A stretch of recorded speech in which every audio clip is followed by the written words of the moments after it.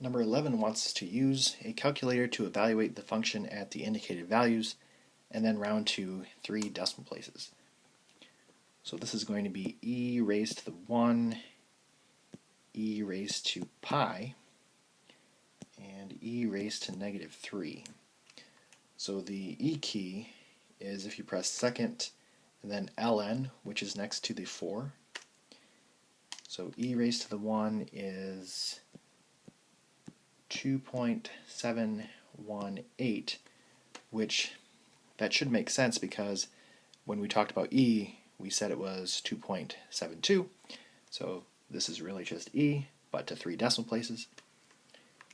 E to the pi is 23.141, and then e to the negative 3 is 0.050.